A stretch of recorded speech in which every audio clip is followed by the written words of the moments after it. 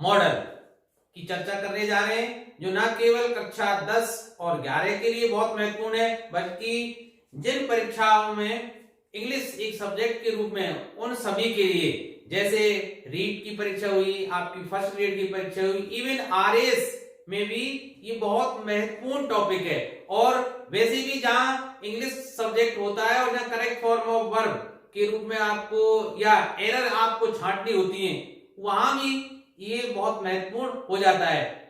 आप इसको ध्यान से पढ़ें। तो चलिए शुरुआत करते हैं। देखिए, मैं मॉडल्स की आपको परिभाषा बताऊं, उनके प्रकार बताऊं, उनके यूजेज बताऊं, उससे पहले समझ लेते हैं वर्ब्स। आप जानते हैं जिन शब्दों के द्वारा कोई एक्शन या क्रिया होना पता लगता है कि भाई वो खाता है, पीता है, रोता है, सोता है, ये सब शब्द कैसे हैं?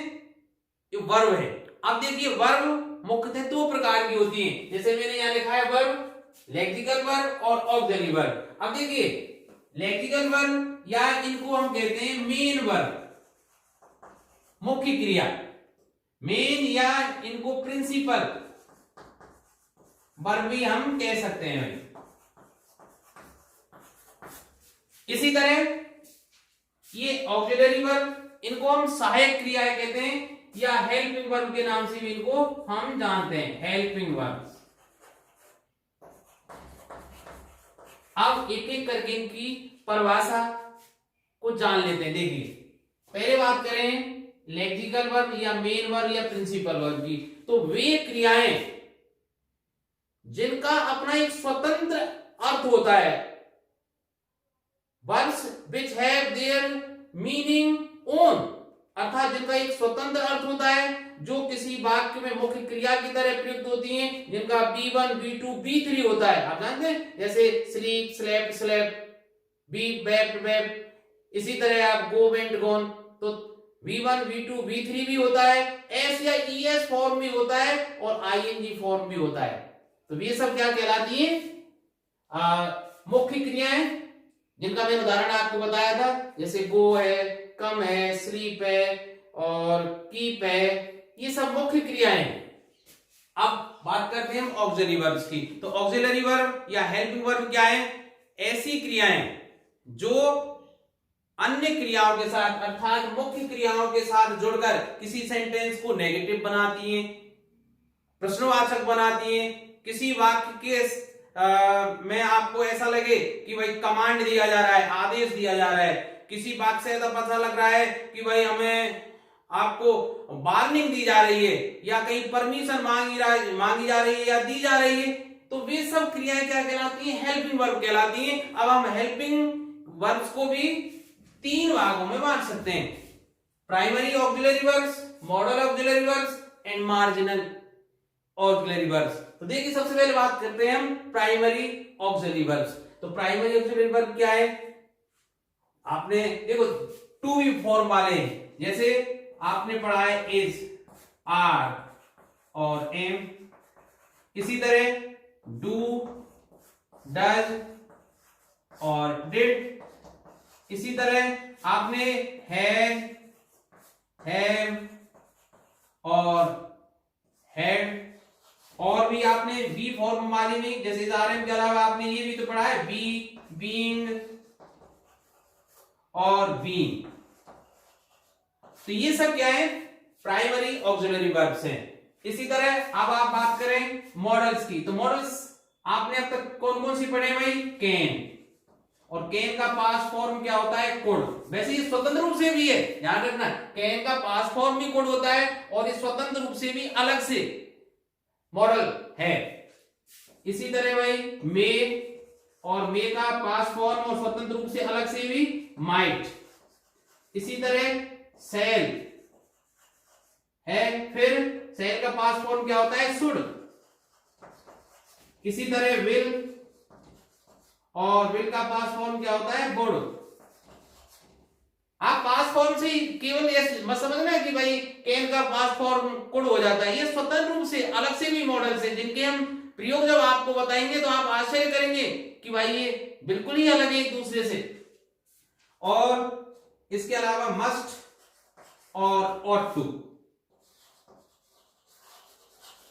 तो ये सब क्या है भाई, मॉडल्स के नाम से जानी जाती हैं, जिनकी हम विशेष चर्चा इस वीडियो के माध्यम से आपको करने जा रहे हैं। और मैं वादा करता हूं इससे बेटर वीडियो मॉडल्स के ऊपर आपको पूरे इंटरनेट पर नहीं मिलेगा। शर्त ये आप ध्यानपूर्वक मेरे साथ बने रहिए। अब बात करते हैं मार्जिनल ऑक्सिलरी वर्ब्स। तो देखिए मार्जिनल अर्थात जो ना तो प्राइमरी में मानी जाए और ना मॉडल्स में मानी जाए, सब मॉडल जिनको कह सकते हैं। तो ये कौन कौन सी है, used to.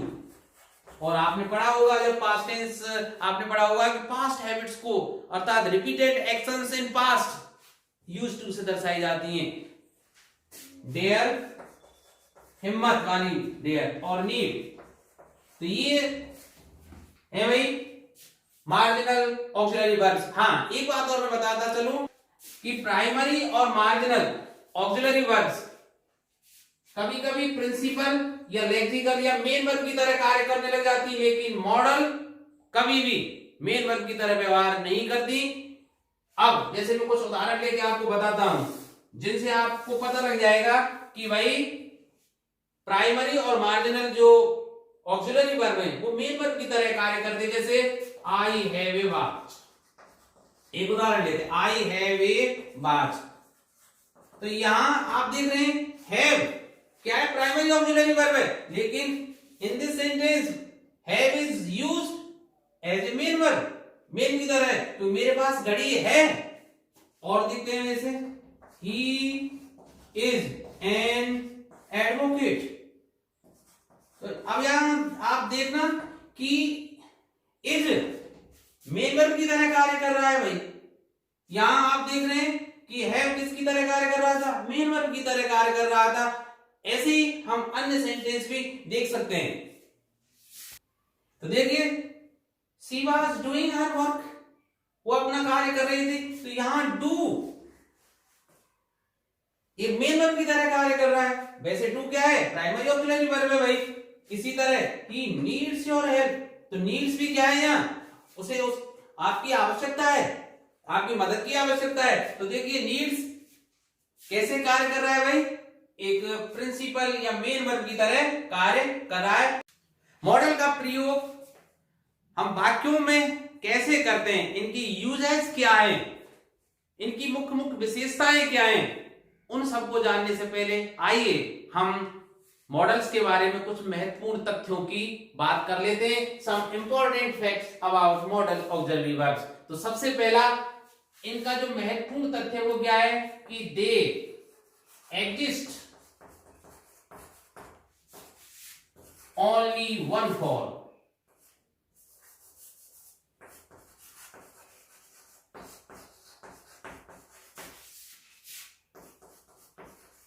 None of them has as form or ing form। अर्थ तो समझ गए हैं, समझ गए ना कि मॉडल का केवल एक रूप होता है V1 वाला, V2 और V3 नहीं होता। ना इनमें कभी एस या ईएस लगता है, ना कभी ing फॉर्म इनका होता है। अब आप कहेंगे सर कैन का कोड और मे का माइट, सेल का सोड, बिल का बोर्ड होता तो है। अरे भाई होता है, बिल्कुल सही कह रहे हो आप, लेकिन ये सब स्वतंत्र रूप से अलग मॉडल भी हैं जिनका एक दूसरे से कभी कभी तो ऐसा लगता है कोई संबंध ही नहीं है। जब हम आपको प्रयोग बताएंगे इनके, आप अच्छी तरह से समझ लेना। जैसे अब मैं बात करूं, जैसे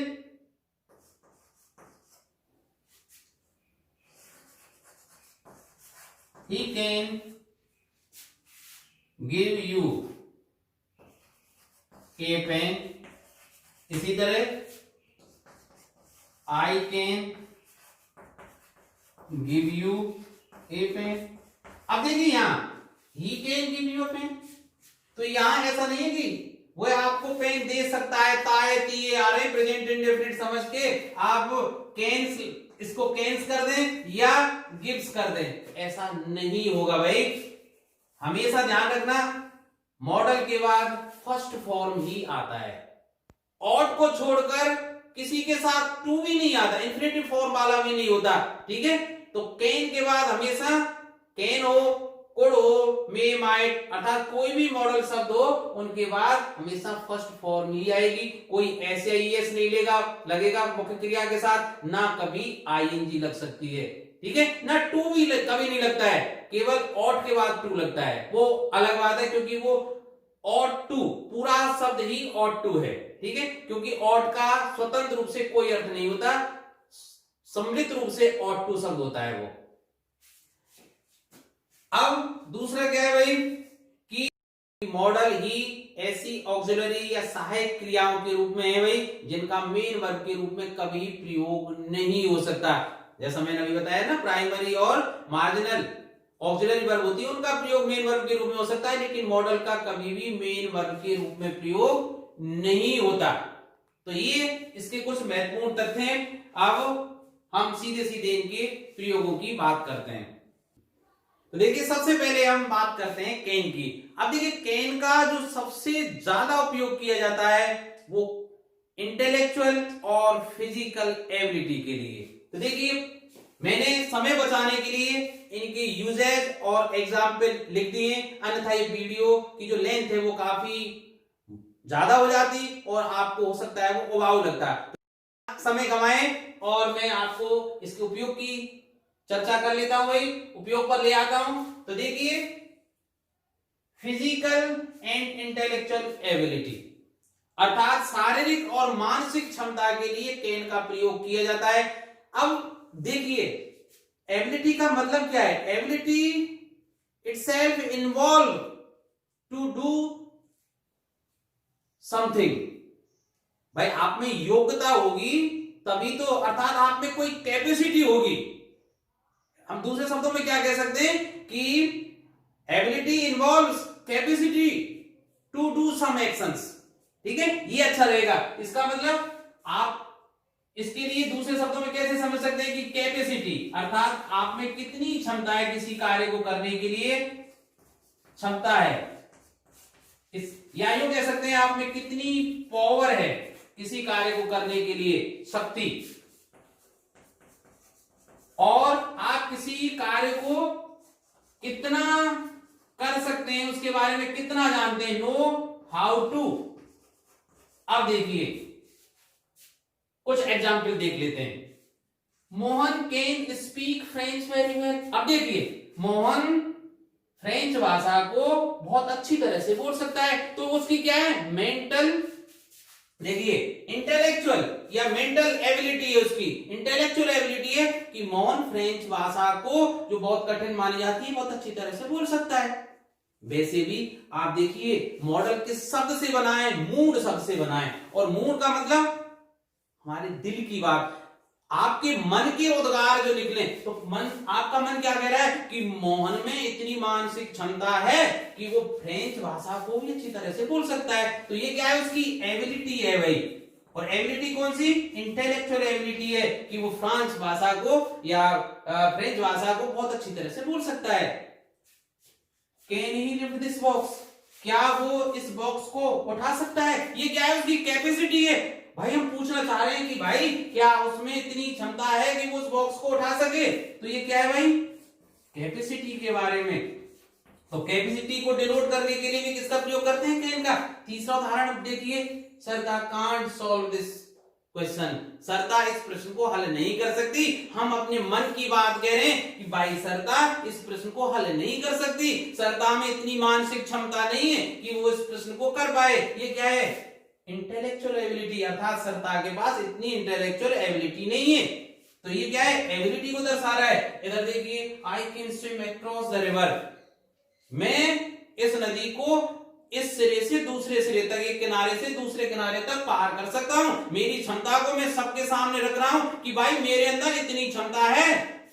कैन क्या दिखा रहा है? मेरे अंदर की क्षमता को प्रदर्शित कर रहा है कि मेरे अंदर इतनी क्षमता है कि मैं इस नदी को एक किनारे से दूसरे किनारे तक पार कर सकता हूं। ये मेरे क्या है? पावर को दिखा रहा है भाई, या फिजिकल स्ट्रेंथ को दिखा रहा है। इधर और देखिए भाई, Raman can defeat his opponent. Raman में इतनी क्षमता है, इतनी ताकत है, फिजिकल स्ट्रेंथ है, पावर है कि वो अपने विरोधी को परास्त कर सकता है, धराशायी कर सकता है। तो ये भी फिर क्या दिखा रहा है, पावर को या फिजिकल स्ट्रेंथ को या फिजिकल एबिलिटी को। वैसे यहाँ एक चीज और देख सकते हैं, मैंने बताया ना, I can swim across the river. आप इस तरह से भी देख सकते हैं कि भाई मेरे अंदर इतनी क्षमता है कि मैं नदी को एक किनारे से दूसरे किनारे तक पार कर सकता हूं। ये अंदर की क्षमता को भी दिखा रहा है। दूसरा, मैं ये भी बताना चाह रहा हूं दुनिया को कि भाई मुझे तैरना आता है, कि तैरना कैसे होता है, नो हाउ टू, अर्थात तैरा कैसे जाता है। ठीक है, तो किसी कार्य को करने की जो प्रक्रिया होती है उसको दर्शाने में भी किसका प्रयोग किया जाता है, कैन का प्रयोग किया जाता है भाई। जैसे आप ऐसे भी जान सकते हैं, Mohan can speak French very well. Mohan French को बहुत अच्छी तरह से बोल सकता है, फ्रेंच भाषा को, अर्थात उसको आता है कि फ्रेंच भाषा कैसे बोली जाती है, उतार चढ़ाव उसके कैसे रखने पड़ते, उसका प्रोनाउंसिएशन कैसे किया जाता है। तो नो हाउ टू, आप कैसे भी याद रख ली, बात तो वही है भाई। अब इसके दूसरे प्रयोग की बात करते हैं। तो देखिए, कैन का प्रयोग परमिशन मांगने और देने के लिए भी होता है भाई। अब आप कहेंगे सर परमिशन के लिए तो हमने मैं पढ़ा था और पढ़ेंगे, ठीक है, मैं बहुत ढंग से आपको पढ़ाऊंगा, आप चिंता न करें। मे और कैन के प्रयोग में अंतर है। तो फिलहाल हम देख लेते हैं कैन का प्रयोग परमिशन देने के लिए या मांगने के लिए कैसे किया जाता है। साथ साथ हम देख लेते हैं कि रिक्वेस्ट, अनुरोध, और मैं पहले ही बता देता हूं भाई, कैन का प्रयोग जब परमिशन या रिक्वेस्ट के लिए होता है, इसमें नम्रता का अभाव होता है, अर्थात इसमें फॉर्मेलिटी की जरूरत नहीं होती। इनफॉर्मल वे में जब हमें कोई रिक्वेस्ट करनी हो, परमिशन मांगनी हो, परमिशन देनी हो, तो यहाँ फॉर्मेलिटी नहीं निभाई जाती भाई। जैसे मित्रों के साथ, आप मित्रों के साथ कोई चीज आप मांगे, उनसे कोई कहें, तो क्या वहां फॉर्मेलिटी निभाने की आवश्यकता होती है। तो मित्रों के साथ हो, तो मैं लिख देता हूं इस बात को, विद फ्रेंड्स, या कहीं आप रेस्टोरेंट में गए, किसी शॉप में गए हैं आप, शॉप, रेस्टोरेंट्स, होटल में हैं आप, ठीक है, ऑफिस में हैं अपने, ठीक है, ऑफिस में, तो वहां आपको फॉर्मेलिटी दिखाने की जरूरत नहीं पड़ती, ना आप नम्रता दिखाते हैं, ठीक है। तो वहां कैन का प्रयोग करते हैं, और जहां नम्रता दिखाने की बात करते हैं, मे का प्रयोग करते हैं। उसका प्रयोग हम आगे बताएंगे। तो देखिए, पहला, you can go home now. किसी ने पूछा होगा आपसे कि क्या मैं जा सकता हूं, जैसे सर मे आई गो होम नाउ, तो आपने क्या कहा होगा, यू कैन गो नाउ, ठीक है। तो इसमें आपने परमिशन ग्रांट की है। दूसरा प्रयोग देख लेते हैं, you can have the book when I have finished. किसी ने आपकी पुस्तक उधार मांगी होगी, तो आपने क्या कहा होगा, you can have the book, कि आप मेरी पुस्तक ले लेना, लेकिन उससे पहले मुझे उसको पूरा पढ़ना है भाई। मैं जब तक उसका पूरा अध्ययन नहीं कर लेता, मैं आपको किताब नहीं दूंगा। तो नम्रता नहीं है ना यहाँ। तो देखिए, आप देखिए, कोई आपसे आज्ञा मांग रहा है, कैन वी स्मोक हियर। आप कहीं ऑफिस में, रेस्टोरेंट में, होटल में, और आप कहीं खड़े हुए हैं लॉबी में, और आपको धूम्रपान करना है। वैसे धूम्रपान स्वास्थ्य के लिए हानिकारक है, केवल उदाहरण के लिए मैं इसको बता रहा हूं। कैन वी स्मोक हियर, क्या हम यहाँ धूम्रपान कर सकते हैं, नम्रता नहीं है। Can you give me your pen, हो सकता है आप पेन मांग रहे हैं, तो यहां तो नम्रता होनी चाहिए ना, किसी से मांग रहे हैं, पर आप क्या मित्र से पेन मांगते समय नम्रता दिखाओगे, नहीं। तो ये प्रश्न, जो प्रश्न जैसा आपको लग रहा है, मांगने परमिशन है, मांग रहा है भाई कि can you give me your pen, क्या तुम मुझे आपका पेन दे सकते हो। तो आप सोच लीजिए, ये किसी मित्र से कहा गया होगा कि क्या मैं आपका पेन ले सकता हूं, या क्या तुम मुझे अपना पेन दे सकते हो। अगला प्रश्न और देख लेते हैं, can you bring me some more ice cream, क्या तुम मेरे लिए कुछ और आइसक्रीम ला सकते हो सकता है आप होटल में कहीं गए हो और आपकी आइसक्रीम खत्म हो गई हो, और वेटर से आपने कहा होगा, क्या कहा होगा, can you bring me some more ice cream. तो ये कहां की घटना नहीं होगी, इन ए होटल।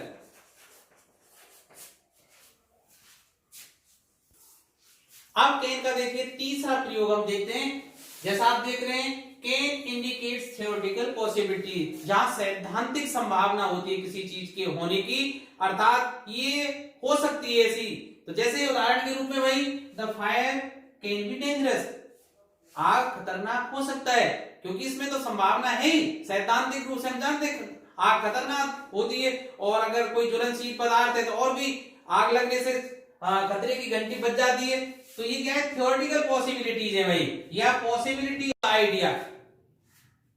अब देखिए पॉसिबिलिटी ऑफ आइडिया के रूप में दूसरा उदाहरण देखिए, everyone can make a mistake. हम मानव में गलतियां करते हैं, हर कोई गलती कर सकता है, तो पॉसिबिलिटी ऑफ द आइडिया है भाई। यहां देखिए, he can be very rough some time, वो कभी कभी भाई स्वभाव की विशेषता है ये, तो कभी कभी उसका स्वभाव है बहुत रफ हो जाता होगा। ऐसे ही और उदाहरण हम देख सकते हैं भाई, इलेक्ट्रिसिटी,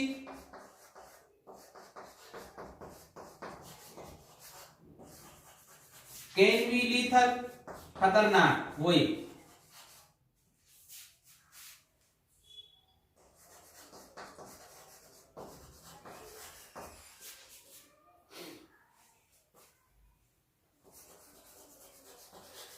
अगर गीले हाथों से इलेक्ट्रिसिटी को स्पर्श कराया किया जाए तो बहुत घातक हो सकती है।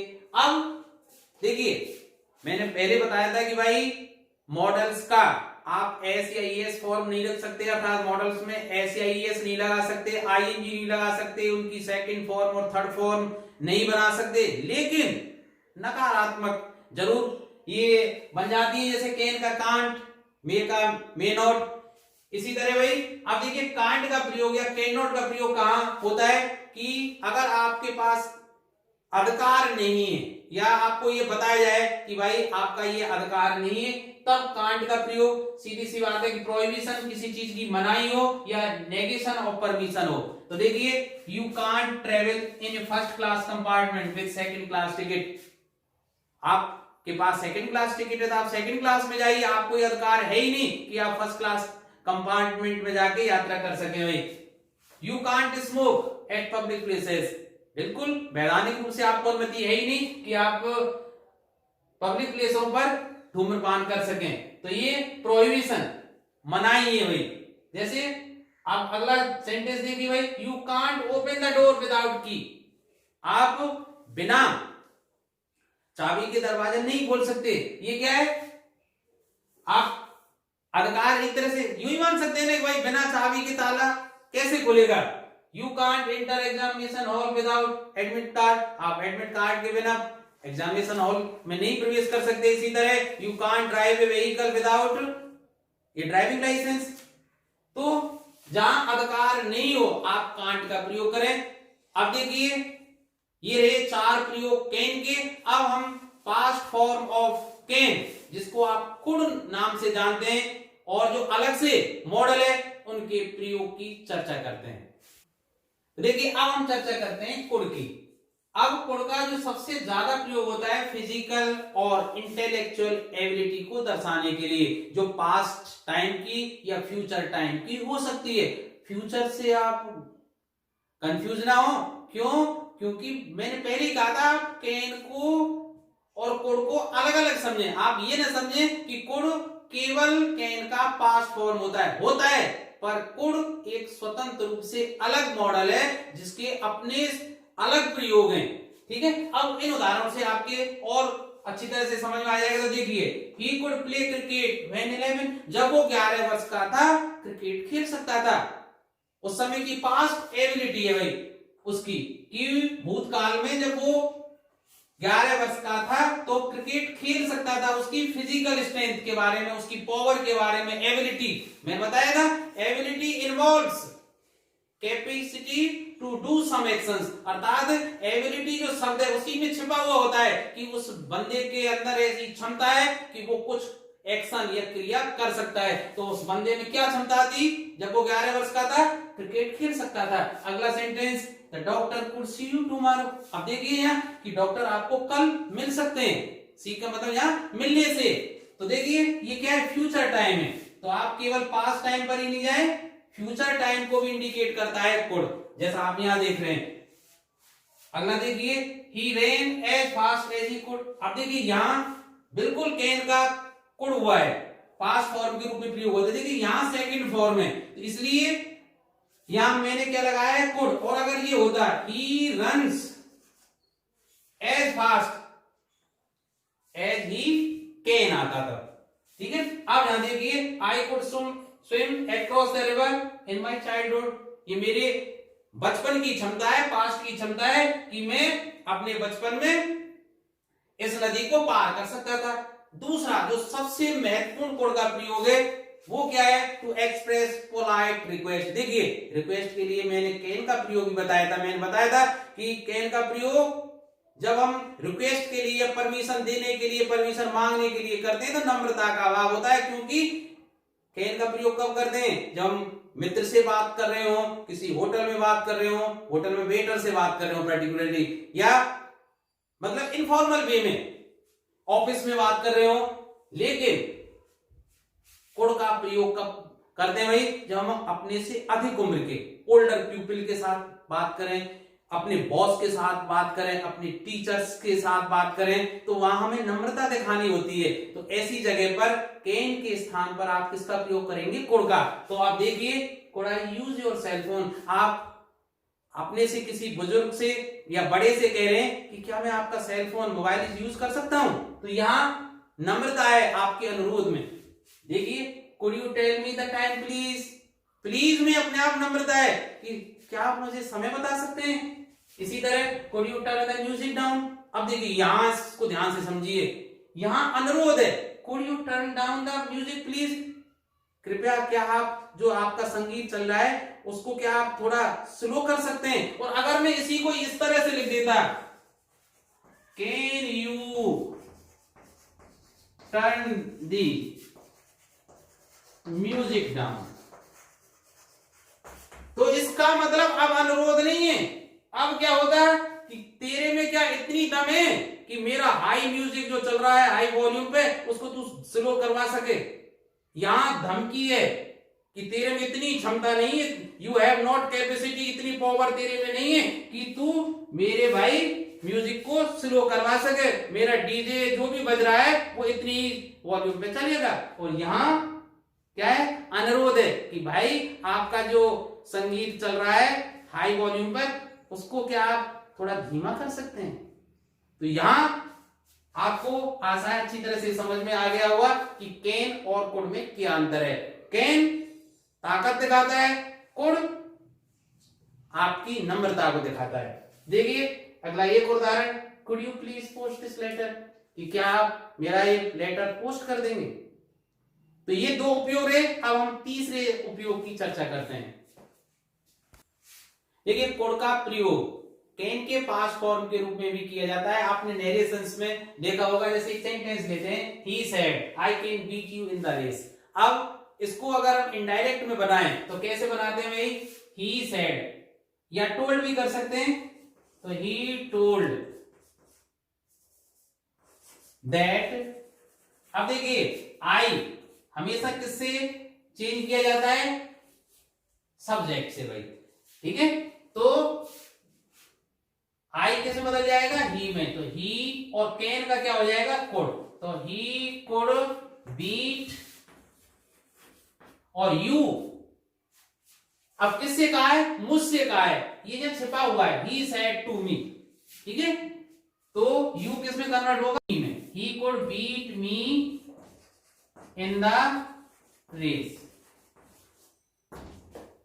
अब इसी तरह he said I can sing a song, उसने कहा कि वो गा सकता है भाई, गाना गा सकता है, तो सेड के स्थान पर सेड भी लिख सकते हैं, दैट, और आई फिर उसी तरह ही में he could sing a song. तो आप ध्यान रखें भाई, नरेशंस में कैन के पास्ट फॉर्म के रूप में हम कोड का प्रयोग करते हैं।